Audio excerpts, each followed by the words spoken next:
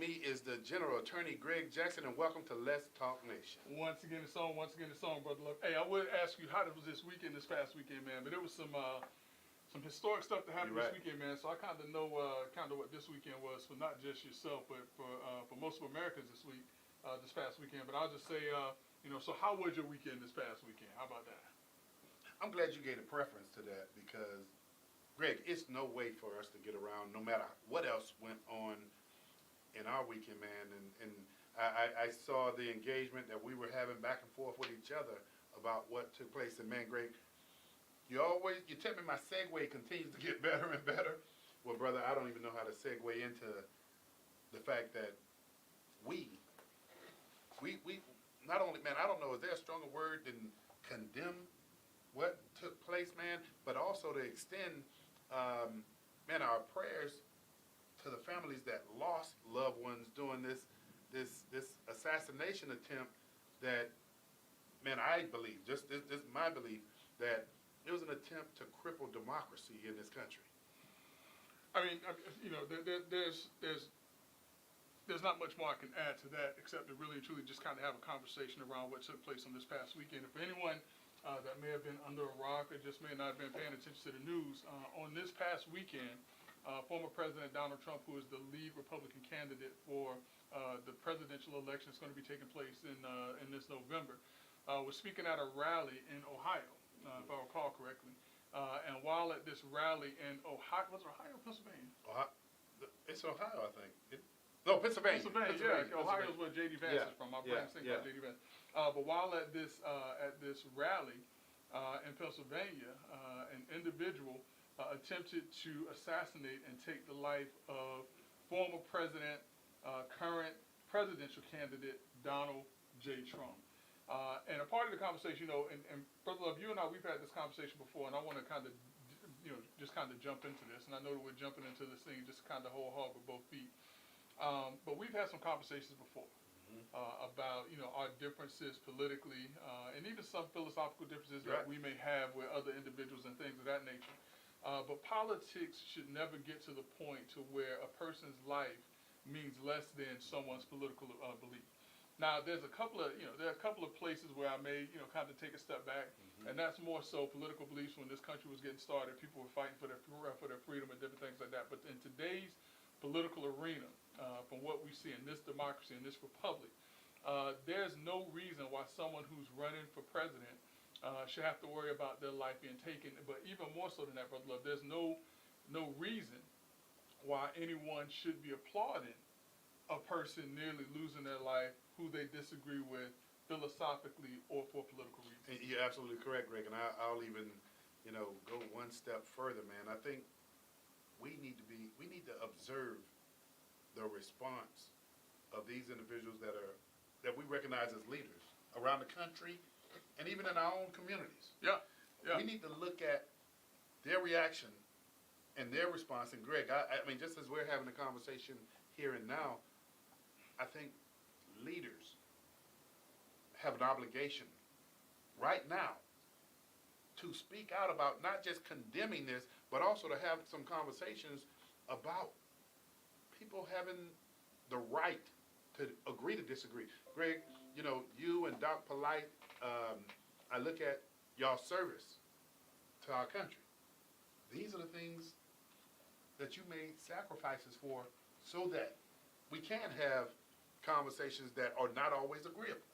Yeah, no doubt. But listen, Brother Love, and staying in line with our mantra and who we are, two of the most influential voices in Central Florida on Monday Night Podcast, Brother Love and Greg Jackson, the dynamic duo.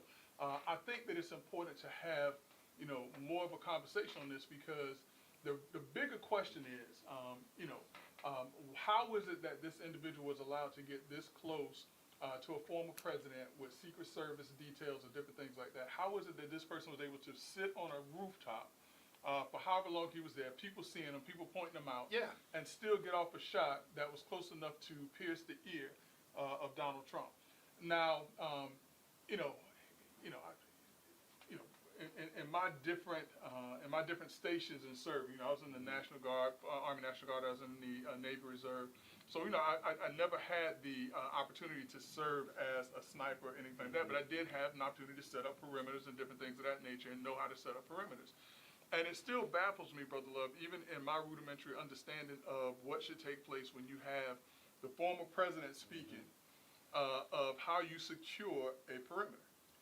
And this most certainly was a major, major fail in how you set up a perimeter. Now, the bigger question is, Brother Love, and this is the one thing that kind of got me. When this whole thing came out, you start hearing these things about, well, who's to blame? Yeah. All right, and let's put the blame squarely on, that 20-year-old young man who pulled the trigger. So let's do that first. But then there was also some conversations about things that Donald Trump has said, some things that Joe Biden has said, some things that have been said on the Democrat side, some things that have been said on the Republican side, that has raised the temperature on the angst and the animosity that is taking place during this election season. And I agree, Brother Love, there's a lot that's being said, a lot that's being done that has a country such as ours torn apart. On both sides, yeah. On both sides, such that now you have an individual who felt that his only recourse was to go and try to take the life of a former president / candidate for president. Now, I don't care what anyone thinks of Donald Trump. One thing that you cannot say about this country is that this country is Mexico, or that this country is Haiti, or this country is the Ukraine, or this country is Russia, where a person's political opponent is assassinated or murdered or killed. That is not what this country is about. And for people to applaud that, Brother Love, it's very disappointing to see individuals in this country saying that, and we'll share a little bit more about this conversation because somebody said something to me that was disturbing to me. I wish that they would have gotten. And despite what I think about Donald Trump, one thing that I don't wish on Donald Trump or even my worst enemy, and I got some, Brother Love. We all do. The one thing I don't wish on even my worst enemy is death. And the one thing I don't wish on my worst enemy's family is that his family or her family suffers that loss from this type of tragedy. And Greg, what you're saying is, and I'm going to kind of come back full circle, Greg, again, and I'm not going to put some of our friends on the spot who are leaders, but I know our friends, Greg, and I know they're going to be having conversations about what took place with people who follow them, their congregation. But Greg, just in a nutshell, based on what you just said, and I'm not asking you what your response to that individual, but the fact that you said it disturbed you.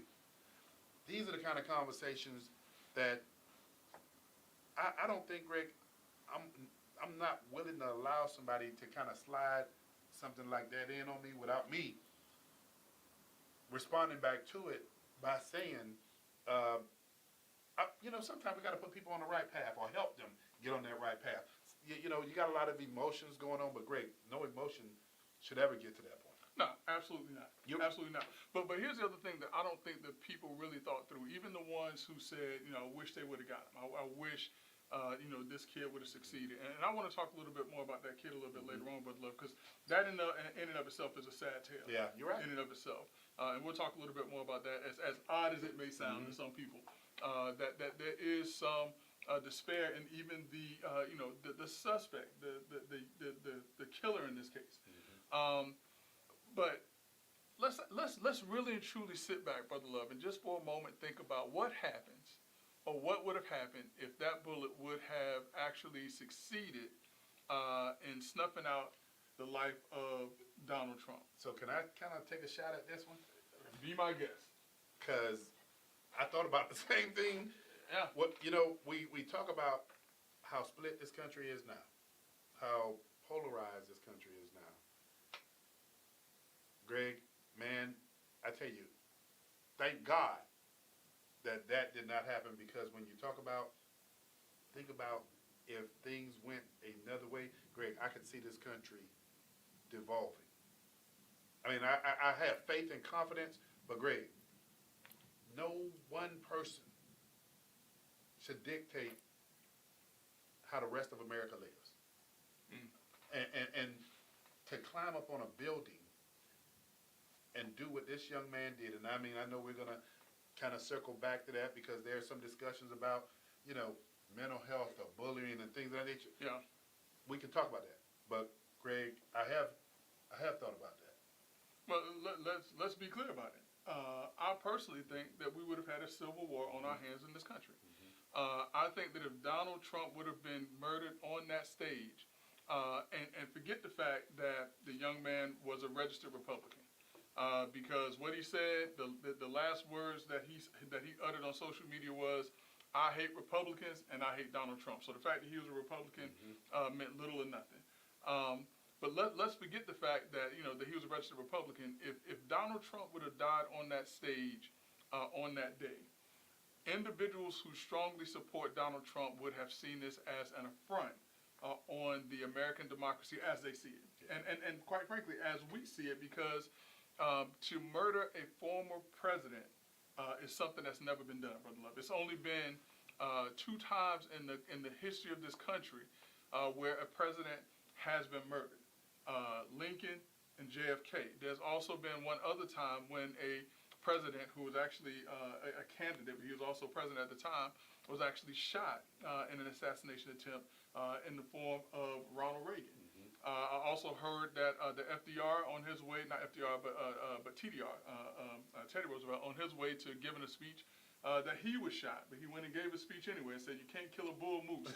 So he was made different. He was made different. Yeah. But the point that I'm making is they're out of the 46 individuals who served as president over the 200+ year history of this country, this is not something that has happened on a regular basis, or nothing that happens with such frequency that we're like used to. Oh yeah, like in other parts of the world. But this would have appeared to have been an affront on certain individuals' belief in what this country is about, and I believe that there would have clearly been a segment of this population that would have taken it upon themselves to exact justice against those individuals that they felt led to this assassination. Greg, as we're having this conversation, and we said we're going to talk a little bit about what we know of this, the shooter. But Greg, I mean, what have you heard about this young man? I mean, 20-year-old. Yeah. I mean, listen, the same things that we heard kind of with Dylan Ruth, who went into Mother Emanuel over in South Carolina, kind of the same thing we heard about the young man that went into the school in Texas, Uvalde, Texas. Kind of the same thing that we heard about the Michigan shooter. Kind of the same things that we've heard about the young man in Michigan whose parents have now faced criminal charges because of his acts. One of the resounding themes that we see in these young people that commit these atrocious acts of either mass shootings or shootings that will affect the trajectory of this country has been that these people were either loners or they were bullied. The other thing too, some of the other things that we've heard is that these are individuals who may have had some struggles with their own self-identity of who they were. And so that's kind of the resounding theme of that these individuals, and in particular this, and listen, I feel sorry for the young man, despite what he did, and despite everything else. I feel sorry for him because there were obviously cries for help. He was bullied in school. One of his old classmates came in and said that this guy was virtually bullied every single day. Just imagine a young mind who is bullied every single day and what dark place that person is put into. So, Greg, let me ask you this, and I hear what we know of this young man. But let me ask you this question. Yeah. Immediately upon this taking place, you heard from representatives from both sides having conversations about turning the rhetoric down a little bit. Yeah. Greg, I witnessed and I watched that, and it looked like that was a 6-hour or 8-hour episode, if you would. And it's still going on. Yes. So, do you think we're back at 100 on the rhetoric, if you would? Nah. And we won't get back to 100. Thankfully, we won't get back to 100. I think that campaigns will continue. I think that the candidates will continue to challenge each other in ways that that will help people to determine who's the best person to lead this country in whatever fashion. I still think on that, what does that mean about this election? I mean, what do you think? What impact do you think this is going to have on the election? let's talk about the other part. Let's talk about the other part. Okay. Let's talk about the other part. Let's talk about the other part first. You know, but I most certainly think that you know, I think that the rhetoric and the tone and the acrimony will be toned down and will be turned down. And I don't think that it will get back to that level again. There's no way that this country and these two individuals can allow it to get back to that level. Now, one of the other things I will say, though, Brother Levis, because people, I think I heard, you know, one person blaming Donald Trump for being shot at, because it was like, he's spoken these hateful things, and and the same thing with Joe Biden and the Democrats. And one of the comments that that Donald Trump made, and I think it was like maybe in February, January, February, where he was talking about the car industry, and he was basically saying that if I'm not elected, there's going to be blood in the streets. And so, a friend of mine was like, well, Donald Trump, Donald Trump said there's going to be blood in the streets, so that, and I'm like, you're taking it out of context. Taken out of context, but please, Greg, frame this up for me. Before you get that, because what I want to say is, but in much the same way that I don't think that Donald Trump meant that statement to mean that there are going to be people in the streets shooting and killing each other if he doesn't win. That's just basically a form of speech. Remember, I think it was John D. Rockefeller that said that the best time to invest is when there's blood in the streets.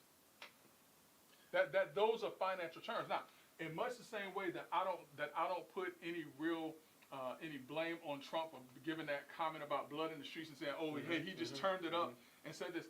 In much the same way, I don't put a lot of thought into what Joe Biden said when he said, hey, listen, let's turn away from the debate and the bullseye on Trump. I don't think that he was giving some subliminal message of, hey, let's go out here and shoot this guy. You're right, but that brings me to this point. That brings me to the point, Greg, of, and do you realize that there is some power in words? But what I was thinking about, man, it's a whole lot more power in words, depending also on who it's coming from and where they're at. I mean, somebody on the street make a statement, or somebody who runs a small business, or somebody who runs corporate America, or words that are coming from our country's leaders. I mean, now listen, now I'm not saying that there haven't been things said that will put people, will ignite people.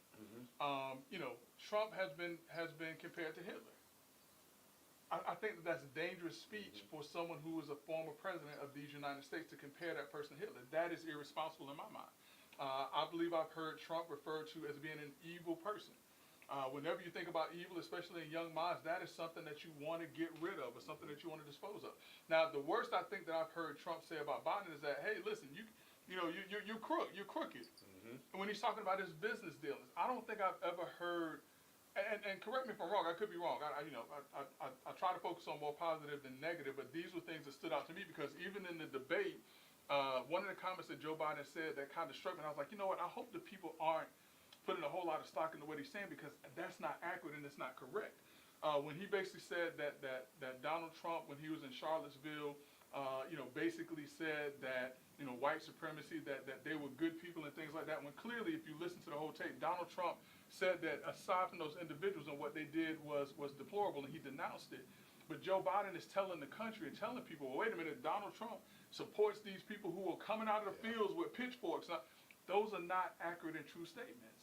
And my fear is that people aren't going back and doing their own research to see that these things are more hyperbole than anything else because they're not spoken in truth. Great. Think about the population of people that are showing up at rallies.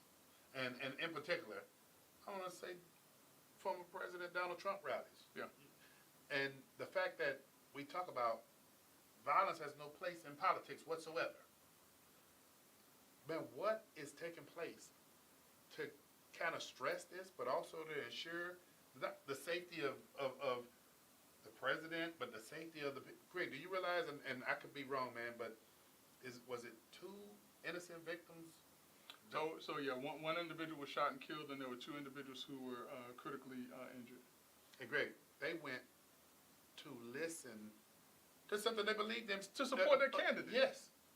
To support, they took their kids, they took their wives, they took their, they went there to support a candidate. No one should go, here in this country, should go to a campaign rally, a concert, or anywhere else, and think, am I going to survive this thing? So does this have a chilling effect? And I know we're talking about the highest office in the country, but does this have a chilling effect, Greg? And I'm asking the question on when you're looking at local politics and you see how local politicians are going at each other. Do you think people might think twice before going? And the rallies are not even comparable to the size of the rallies that you see running for office. But do you think people are starting to think more about their safety when they go to listen to somebody that they're supporting politically? On a local tip, not as much. Okay. But I'll tell you this, Brother Love, until Saturday, I wouldn't have even had to think twice about that. I think that there's going to be much more thought given into when you have national candidates and high-end candidates, I shouldn't say high-end, but candidates that are running for national offices that are coming into town or coming into spaces, because you never know who they're attracting. I mean, you got this group Antifa, which is basically a terrorist group in this country. I mean, what's on their mind right now? Yeah. What are they going to try to do? But from the standpoint of, do I think that, locally, do I think that other politicians will, or supporters of other politicians may resort to this type of support or this type of reaction to someone whose beliefs they don't like or they don't agree with? At this juncture, I would like to say no, but I can't definitively say no. Not now, not anymore. Yeah. Greg, with the, and I don't want to shift gears because, I think this is a excellent conversation, but we often talk about social media, the advent of social media. Greg, I know you see it because you keep up with stuff as well, but the advent of technology, Greg, did you see people had their cell phones with their social platforms showing this guy on the roof and engaging law enforcement on site, calling and showing the streaming live that this guy was actually climbing up on the roof of this building. I mean, that's where they say the breach of security is, or where something has terribly went wrong. And I agree, Brother Love. I mean, there's no reason why this young man should have been able to get onto a roof with the rifle strapped to his back or wherever it was, laid down on that roof, fixed his sights on the president or former president of these United States, and pulled the trigger not once but at least 2 times. I think it may have been 3 times. You're right. That should not have ever happened, and especially when, and you're right, there's video that says and shows that there were people saying, "Hey, he's on the roof," and they didn't do anything. I will say, I'll speak for myself. I've been critical about the misuse of social media. Mm-hmm. I'll say that. But Greg, this is one of those occasions that, man, when you look at all the different people that was at that event that were streaming, showing, hey, look, this guy is, and you hear and you've seen, on the Talking Heads where they were interviewing people that were saying, hey, we're calling law enforcement and telling them it's a guy climbing up on this thing, and there was engagement. That is one time that you would just think that could have been prevented. It should have been prevented. Mm-hmm. I mean, there's no way. There's no other way to say it. It should have been. It should not have happened. And thankfully, in it happening, nothing worse happened. I mean, because listen, this kid could have easily hit Trump and then started shooting up the whole crowd. Yeah, you're right. That could have not been his only targets at that time. And apparently, his vehicle and his home had explosives in it. Mm-hmm. I mean, this kid may have been preparing himself to really and truly go to war. Or in his own mind, his own little small war. But here's the other thing too, Brother Love, that I wanted to point out, and I forgot to get to this point. In talking about, political rivalries and different things like that, the Biden administration, in addition to, some of the things that have been said about Trump and the Trump, the Trump team, and they're saying the things about Biden. We have to remember that there's a whole other candidate that's in this race also, in the form of Robert Kennedy Jr., whose family unfortunately experienced. Yeah, but here's the point I wanted to make on that. Robert Kennedy Jr. is a viable third-party candidate, and as a viable third-party candidate, he requested security. Now, Robert Kennedy Jr., if you all don't know and don't remember, his uncle, JFK, the former president of the United States, was assassinated, was shot and killed. His dad, who former Attorney General, I believe Attorney General was on his way to becoming a nominee for president of these United States, if you ask me, from what little I know of American history and the Kennedy family at that time and where they would position themselves. And if you look at what his uncle did, Ted Kennedy, and how, that was America's family at one point in time as to how they navigated through politics. But his dad was also murdered by an assassin. The Kennedy name is replete with tragedies and being targeted in such a way that when Robert Kennedy Jr. became a viable third-party candidate, it would have only have made sense that he also received Secret Service protection so that if something happens or he's at a rally or someone decides, hey, I'm going to take out the next Kennedy, he would feel protected going out with him and his family. Did he get it? The Biden administration denied Robert Kennedy Jr. Secret Service protection. They denied it. Now, thankfully, and unfortunately, it took this tragedy from this past Saturday, but thankfully now he has now been approved for Secret Service protection. But that's the type of, for lack of a better term, but look, that's the type of gamesmanship that the Biden administration has played with protecting political candidates in this arena. I mean, when people look at it too, they're going to talk about the fact that Biden's main political rival has been targeted for criminal investigations and having to face lawsuits and trials and things like that. And I'm going to tell you, Brother Love, and as much as people don't like to hear me say it, I apologize, but I am a barrister. And just like when things were going on here in Central Florida, and I was like, listen, Brother Love, when this happened, I'm going to tell you right now that the Supreme Court is going to uphold that. Y'all know if you remember that, but there are a lot of things where I say, listen, the Supreme Court is going to uphold it for this reason, this reason, this reason, if you look at the law, not look at it from an emotional standpoint. And I'm telling y'all right now, the charges against Trump, they were not valid charges. Even the district attorney for New York refused to prosecute Trump under those 34 charges that he was found guilty of. As a matter of fact, he was prosecuted under an old misdemeanor law that is going to be challenged, and I'm going to tell you, it's going to be overturned in much the same way that his documents case has been dismissed by the judge. And so this, when people look at it, and you're looking at it, looking across the country right now, and this is the thing that I hate, because as an attorney, you never want to feel like you're being used to push someone else's aim.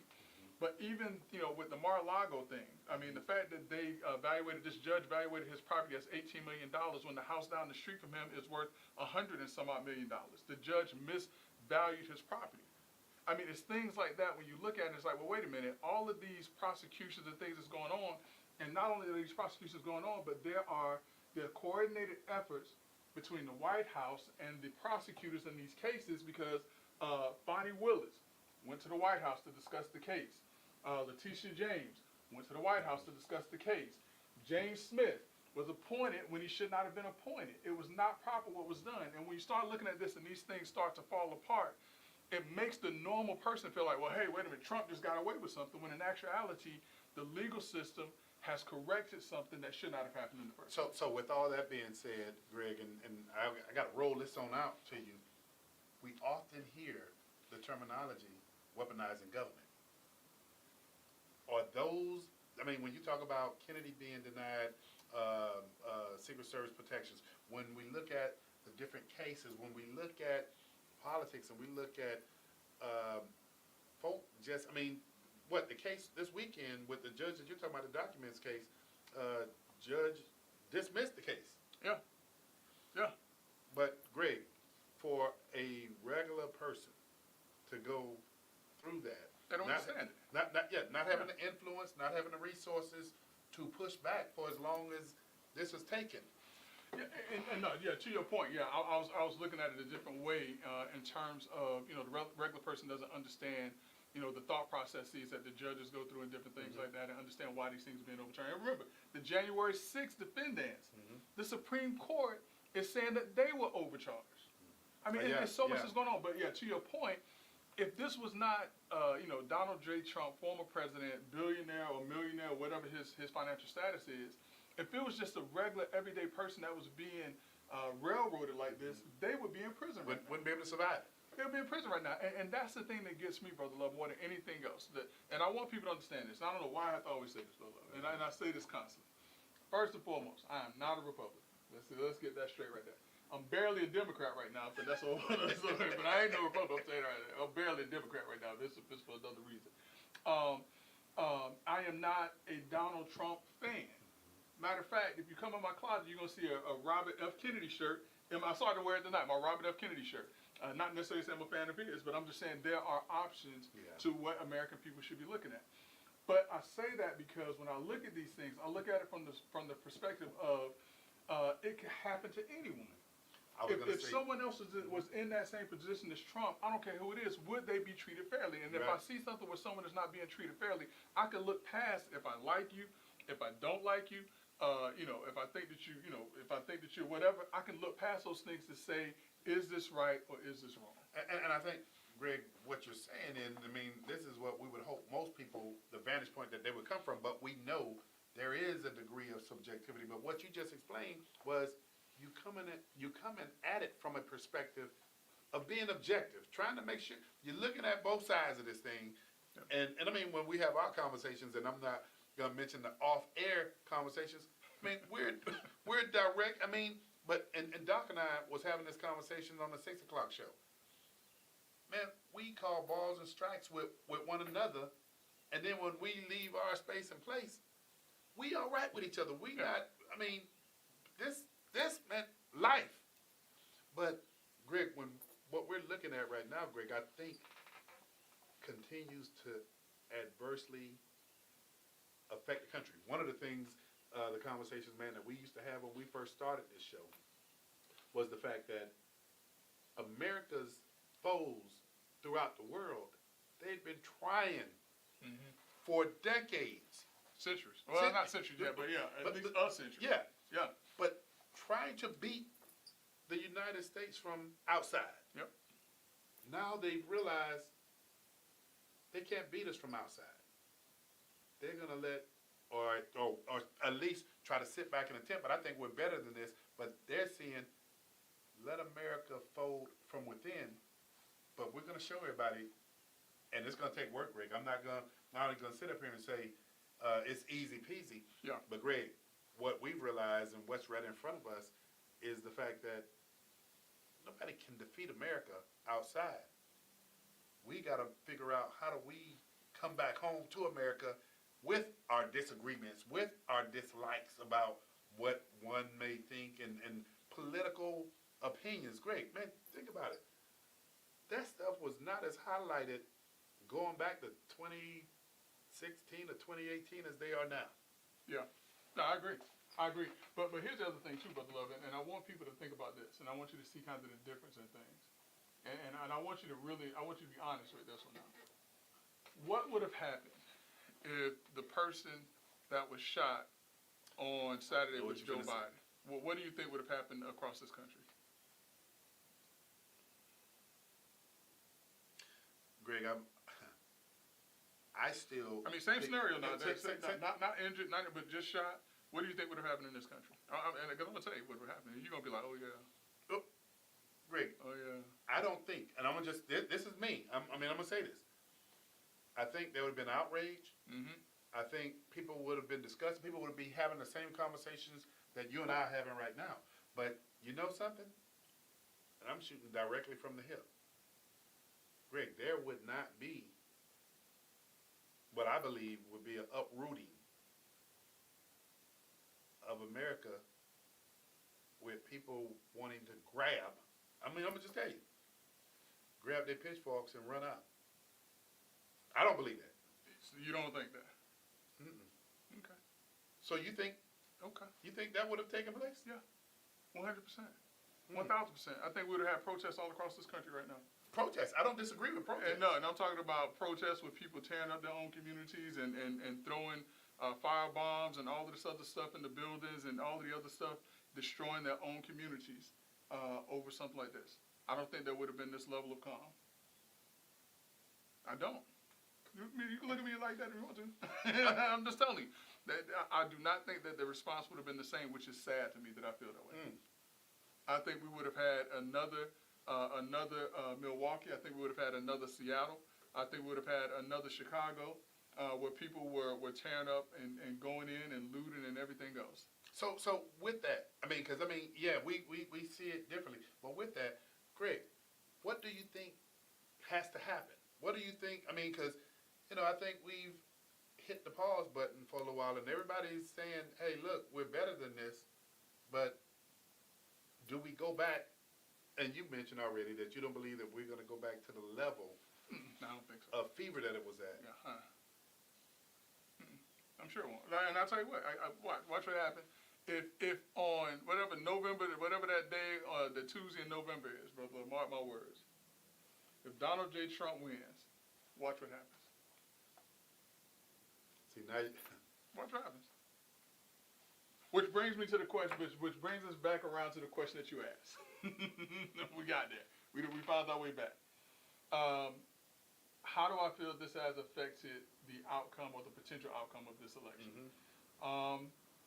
Going into this rally on Saturday, Donald Trump was already leading Joe Biden significantly.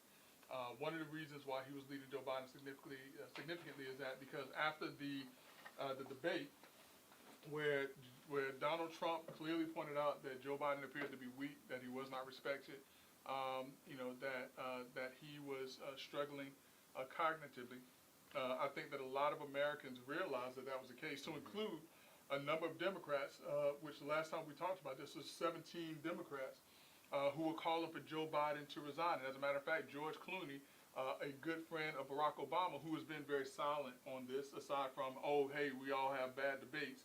But George Clooney even called for Joe Biden to step aside. Okay, on that note, and I want to hit pause, Greg, because this is something that when this took place, man, you saw, or prior to this, you saw a lot of the talking heads. Greg, I'm going to help you out a little bit. And I know you know the answer to this question.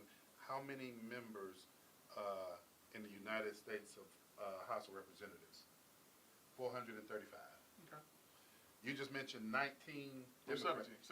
I mentioned 17, maybe 19 now, but I mentioned 17 from the last time we were here. Okay. Yeah. So maybe 19 members now, but even if it was 17, and I think it was you that showed me a list of, I think it was 17 at the time, men and women, all white, men and women, and I don't know if there was a Hispanic in there or not. I don't know if you recall, but here's where I'm going. Immediately, as you see these calls for him to step down or suspend his campaign, do you know how many African American members of Congress? Do I know how many members there are? Yeah. No, I don't. Not right off. No. Okay, I'm gonna tell you. Yeah. 60. Okay. Representing all 50 states, representing approximately 47 to 50 million African Americans in the United States. Okay. Did you know that the Congress, and you know what, let me preface this and say, I respect many members in the Congressional Black Caucus. I think their job is not easy, and you have, quite a few of them, man, that I highly respect for the work that they're doing. But here's the one thing, man, that we have conversations about monolithic thinking. And don't get me wrong, and I don't want this to be an insult to anybody, but do you know all 60 members, nobody has stepped up to say that they question President Biden's ability to continue to lead this country. So all 60 members, that includes 4 that are United States senators. Greg, my issue is how can, and you mentioned George Clooney, you have a lot of folk that are stepping out now, and you even have members of Congress that are saying that they blame the senior advisors of President Biden because they feel like he's been shielded from them. They didn't see. Man, get to your point. Well, my point say is what this. you got to say. You talking all the say it. If you gonna say it, like what would you say? If you gonna say it, say it. Hey, my point is this. There's nobody. I'm dancing. You dancing around. Say it if you gonna okay. say it. You want me to say it? No, I'll say it. My point is great. There's nobody who represents African Americans in the United States House of Representatives or in the Senate that sees that President Biden's not viable. I don't think that it's that they don't see it. You have to be absolutely blind or unwilling to So is it unity? accept what you see. Is it unity that we see? Yeah, it's unity, but I think that it's also a lack of courage. I personally think it's a lack of courage. Listen, if I see somebody, you know, and we've had this issue, you know, like when my aunt was 80, 90 years old, and she was driving a car, somebody had to be courageous enough to say, "Hey, Aunt Sue, you need to give me your keys." There shouldn't have been no mincing the words and things like that. When you see an older person struggling, don't try to make believe or pretend like if they have one or two good moments that is everything that's So about courage. everything that Okay, they're I got about. you. I think that they lack the courage to step up and say, "Look, I support the guy. I like the guy, but I clearly see that there's some challenges that he has because it's clear the challenges that he has." Even when he went on the news and tried to have his big boy conference. Mm-hmm. Remember this. Now, he went in front of NATO to have his big boy conference, and he called President Zelensky President Putin. This is his big boy conference. Yeah. No hard questions, just him with 10 selected news reporters that were to ask him questions. When he referred to his vice president, he referred to his vice president as Trump, as his vice president. And when he was talking about other issues, he was bumbling and stumbling on the stage. We have to be courageous enough to say that there are issues that Joe Biden is facing that we didn't know about or that we were ignoring that are now facing American people. And don't be upset at American people for saying, I don't think that this person who's 80 plus years old is going to be able to sustain and to protect this country as the president of these United States for the next 4 years. If you cannot say that, you're not being courageous. You're right. Okay. And I'm just saying, listen, and you can put the blinders on, you can hate Trump and everything like that. This is not about hating Trump. This is about projecting who it is that we're projecting ourselves to the rest of the world. You're right. You're right. And that is, listen, it's sad to see Joe Biden the way he is. I actually feel sorry for Joe Biden. This is not the strength of the leader of the free world that we need to see in this country. So then let's shift gears. Let's talk about the RNC convention, Greg, that started today. Did it? Hey, but you know what? Yes, the answer to your question is yes, it did. And Greg, I gotta say, man. Wait, no, we gotta go back to the question though. You asked the question. Okay. How has it changed the trajectory of this election?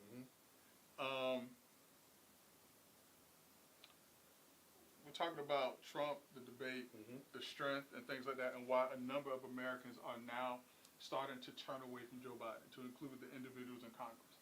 I think that this past weekend, one of the photos that was taken this weekend is going to be a historic photograph that is shown from this point into perpetuity in the history of this country. And what photo is that? And that is Donald Trump with blood streaming down his face, with his fist lifted up, with the American flag over his shoulder.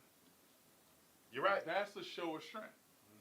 That's a show of strength, and that's what I think that people were looking for, that this country is looking for in this time where it looks as if and it feels as if this country is becoming less and less respected across the world. And the other thing too, and I'm gonna say this, people keep talking about, well, you know, Joe Biden cannot be replaced at this point in this time. He just can't. And as a matter of fact, even if he was replaced, his delegates would still be committed to him. Joe Biden is not, so the Democrats need to get this out of their mind that Joe Biden can be replaced. He's not going to be replaced. He shouldn't be replaced because he is the nominee for the Democratic Party. Now we have to live with that and deal with it. You know, Greg, we have one of our guest co-hosts, man, Ms. Cheryl Walker, and she makes the observation in watching, Bill Maher, where he makes this, the observation that President Biden hasn't had a cabinet meeting in the past 9 months. Listen, let me tell you what's interesting about that. All right, Bill Maher is a white Democrat. In the past several weeks, if not the past month, Bill Maher has been very critical of Joe Biden. No one has said anything or called Bill Maher out. Me as a black Democrat now, when I say the same things and not even as terse as Bill Maher, when I say the same or similar things as Bill Maher, then all of a sudden I'm wrong. That's the funny thing about our people. And I'm just going to leave it at that. That I can say the same exact thing that a white person is saying, and I get criticized and he doesn't. But you get taken to the woodshed. Oh, they try to take it to the woodshed. Because listen, But why do you think that? Let anybody who wants to have this conversation call 321-483-7002. And listen, like I said, it's a conversation, Brother Love. When Brother Love said take me to the woodshed, that was not a threat of violence, and I did not take it as such. Listen, you got to be clear. And I did not take it as such. I understood that to be to challenge my position, right? So, Greg, he has said that, and nobody said anything. I mean, who have you heard to challenge? Nobody. Who have you heard to challenge George Clooney? Oh, I did hear the guy who owns the sports. The Deion Sanders. Man, what is it? He owns the sports marketing, and he went on screen and did a discussion about George Clooney, and he basically said, "Hey, you knew this guy was not the guy when he was elected." I mean, table. But he wasn't telling George Clooney that what he was saying was wrong. Oh, you need to go watch it. He was saying that you knew this about him, and you still supported him. Oh, that's what he was saying. He wasn't saying, "Oh, you can't say this now." No, but he said you knew who was going into office, and you knew when he went into office that he cognitively. I mean, this is what, and I do believe, and I'll say this, that man, he is definitely not the same guy he was when he went in office. But even when he went there, Greg, I mean, I hate to go there. But let me tell you something. Joe Biden has deteriorated over the past year. The Joe Biden that I was questioning in 2020 is 10 times better than the Joe Biden that we're seeing right now. This has been a rapid decline over a period of 12 months that we've seen Joe Biden. Listen, go back. I'm telling y'all, go back and look at, and listen, Joe Biden, he did stutter. He did make some bumbling remarks and different things like that. This is different from what we're seeing right now. This is different from what we're seeing right now. And, like I said, I honestly and truly feel sorry for Joe Biden. Because I think that he is being used as a tool that can be controlled by certain individuals within the party. Okay, so with that, energizing. What has taken place, Greg, and this is my observation, I think it's definitely energized former President Donald Trump's base. Yeah. Now, what has taken place with President Biden since the debate, since the George Stephanopoulos interview, since the NATO Well, no, interview? so you had the debate, you had the George Stephanopoulos interview, you had the interview with the two African-American radio hosts, one of which had to be fired when you found out that the Biden campaign was sending them questions to ask that they should not have been sending. You had the other interview that he did with this morning talk show host, this white female and this white male. You had the NATO conference that he had. You've now had two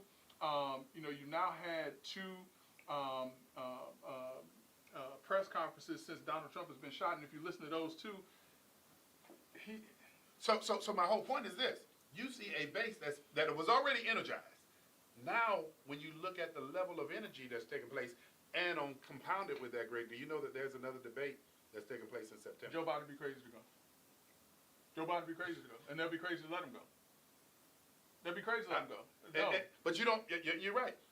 You don't win in either circumstances. With him saying he's not going to debate, he loses.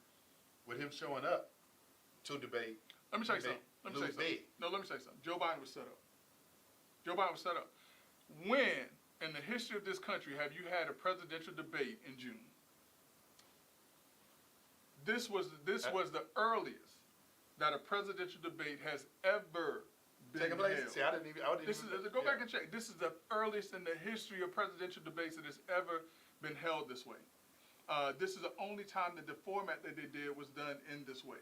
And I'm going to tell you, I think that Joe Biden was set up for people to point to, and I'm talking about within his own party and probably some of his own close individuals who said, we need to let the world see who this person is so that we can get us a new candidate. They were banking on that if we can get him in there and we can show that he has declined, then we can possibly get him to step down and get somebody else in there to run in his place. That's what I think that they were trying to do. And I think that personally, and I feel sorry for him, and I'm sorry that it happened, I think that Joe Biden was set up to go to a debate that was in June, where most presidential debates happen in August or September.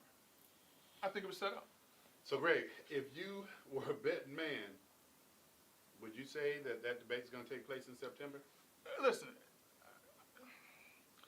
as a betting man, I would say yes, it's going to take place. But I would say that I think they'll be crazy to give Trump a second bite of the apple with Joe Biden. I don't, I mean, listen, that's 2 more months that he's going to be deteriorating and declining. And again, to your point, Greg, we're literally, basically, in the month of August. We're a couple of weeks away, but Yeah. And now, Greg, well, I guess in the history it has taken place a time or two when you get this close to a presidential election and there's discussion, and we talked about it on the last show. I can't remember who it was that either died or bailed out of a presidential election. But Greg, you're a few months away from a general election for president of these United States. Yeah. Yeah, I mean, listen, I mean, you definitely had people who were up in the polls, who were leading in the polls, who all of a sudden just had a rapid decline, and someone else stepped in to do it. But yeah, I mean, this is, 2 of the oldest candidates that we've ever seen in the history of this country running for president right now.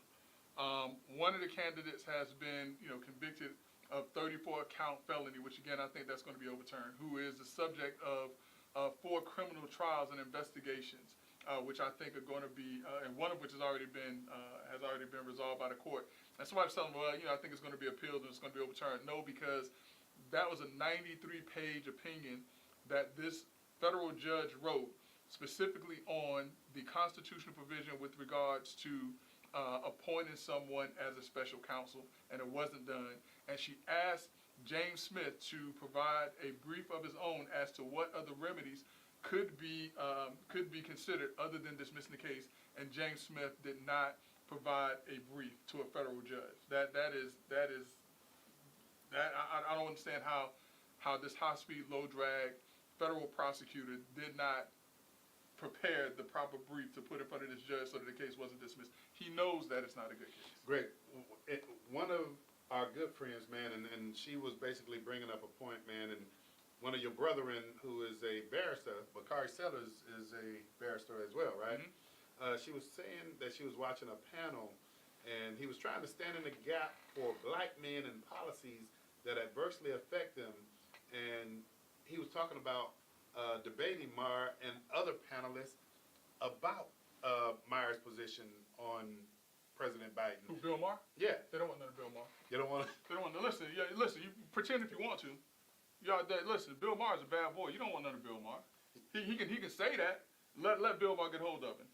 And for those who don't know, Bakari Sellers was a commentator. He may still be a commentator. Listen, Bill Maher is nobody to be played with. Check his stuff out. Go check out Bill Maher. So you don't want that smoke, right? You don't want that smoke. But you don't want that smoke. Great. These are the kind of conversations, man, that are taking place, man, and I'm just glad that.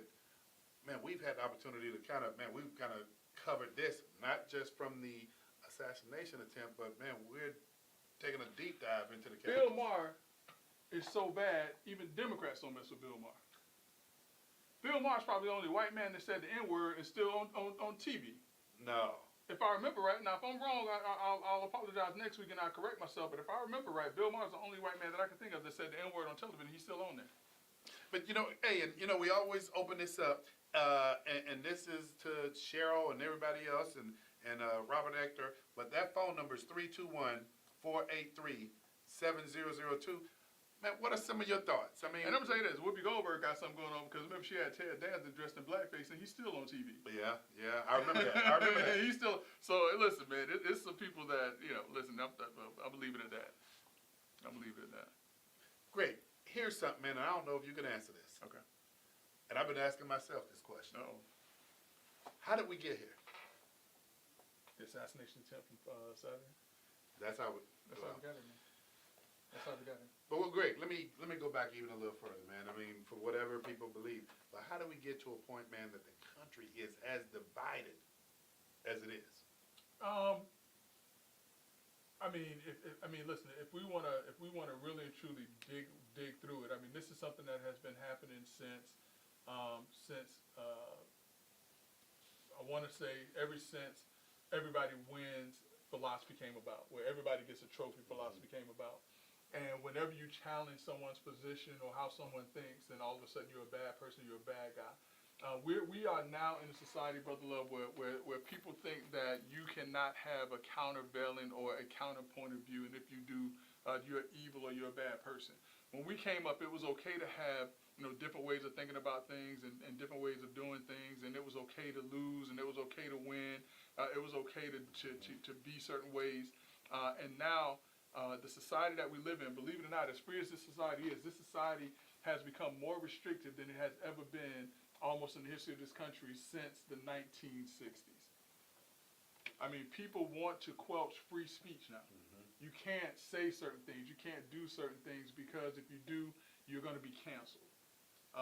There's certain things that we have to be careful about what we say. Yeah. And believe it or not, I don't think people believe us, but we are careful about certain things we say because there are always people who are watching that want to cancel us, that want to affect our personal lives and our business lives because they don't like what we say, as opposed to, you know what, you have a right to say what you want to say. Just as long as you're respectful about it, you have a right to say what you want to say. And that's how we got here. This country has become a country where individuals are offended too easily by others having a differing point of view than theirs. Man, and I know I'm throwing these doggone hard questions, but man, Greg, what is the remedy? How do we recover? How do we, and I hate to use the vernacular, how do we get back? Because, I think we should always rise. Just so you don't say how we make America great again. Well, I'm not. Hey. Okay. Listen, man, the lights will go off if you say that. Don't you say it. That quick. Say it, yeah, man. But man, that's that question, man. How do we become better than where we at right now? I mean, listen, we have to understand that that it's okay to have a different opinion from other people. I mean, when we disagree, when there's certain things that we don't necessarily see eye to eye on, we're still good. Yeah. Because listen, I understand. Listen, that you have your own thoughts and your own way of seeing things, just like you understand I have my own way of seeing things and have my own thoughts. And people have to understand that it's okay to disagree with somebody. And you're right. And I want to point this out because I know we got 2 minutes. But Greg, you and I, as well as a whole gamut of other folk, we have a relationship. Mm-hmm. And so we have that investment in each other. But Greg, even folk that I don't have a relationship with, and I know you've witnessed this as well, while we don't have a relationship, man, I respect people's opinion to differ from mine. Yeah. I mean, that's what it's about. I mean, and also that's how we grow. Mm-hmm. Mm-hmm. When we engage individuals with different ways of seeing the world than we see it, that's how we grow. That's not something to be afraid of. You're absolutely and correct. Like they say, listen, this is biblical. We're gonna go back to this biblical. Iron sharpens iron. You're right. And what that means is that iron is hard. And iron is something that when you rub it against another surface, it's going to be rough, but it makes everything smooth at the end. And people have to realize, listen, yeah, we're going to have some tough conversations, but at the end, it's going to smooth everything out and we're going to be good. Well, I'm going to go back to what you just said, man. Iron sharpens iron. We want to make sure our listeners tune in next week because this is what we do on Let's Talk Nation. My brother, Attorney Greg Jackson, man, appreciate how you just you lean in on this stuff. But boy, you leaned in boy. Want to just say once again, our prayers go out to the victims of this assassination attempt, and there's never any room for violence to take place, ever, especially in politics. Hey, my brother, you don't have to go home. But you got to get out of here. Until next week on Let's Talk Nation, hey, please tune in. We want to know what you think. And God bless these United States of America. Amen.